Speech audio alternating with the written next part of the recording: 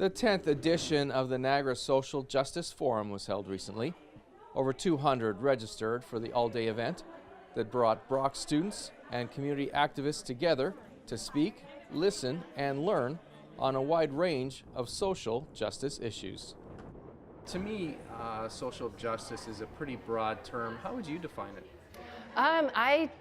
I don't even think I have a term for it. It is definitely a very broad term. I mean, you can look at it from a gender perspective. You could definitely look at it from a species perspective. It's definitely a very broad term.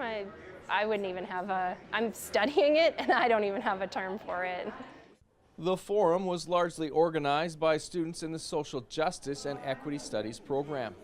Some students hold double duty and presented as well. What can you gain out of a day like today, Keely? I think you can gain perspective, because today you have an opportunity to try a variety of workshops from a variety of different topics, ranging from disability to animal studies to workers, and those are all very important because people in their everyday lives don't tend to come across those topics. Social Justice and Equity Studies is a 2-year postgrad program that is becoming more and more difficult to gain admittance in. It is also starting to pay dividends in growing social justice awareness on campus.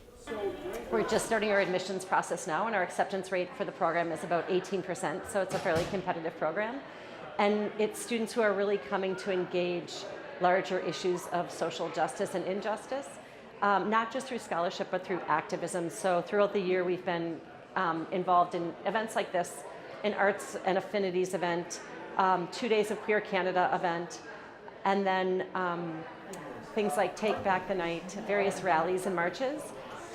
So these kinds of conversations are ones that we're engaging in, I see, in a much more widespread way on campus.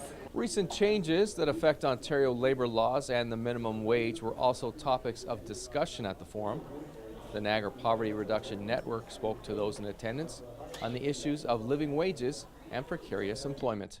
Our research is based on research done through McMaster University and United Way Toronto York, where they have looked at precarious employment across Southern Ontario, but they stopped at Hamilton. So we're kind of picking up using their methodology to do the research in Niagara so that we can compare across Southern Ontario and also provide a baseline so that if we can do anything to address precarious employment, we can look over time, do more research and kind of check to see that we're actually making a difference.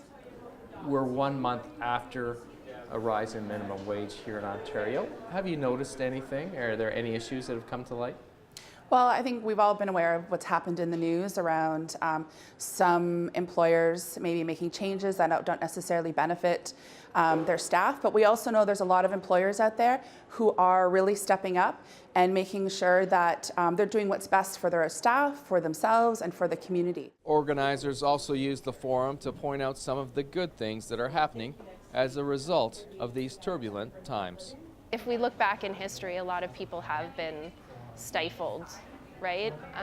And social justice is giving people voice, right? Especially when you look to Me Too movements, and a lot of movements are not without their critiques, and I definitely want to highlight that. But we definitely have to celebrate that these movements are giving voice. So we have to celebrate those optimisms and that hope within those movements. In Niagara, you're watching The Source.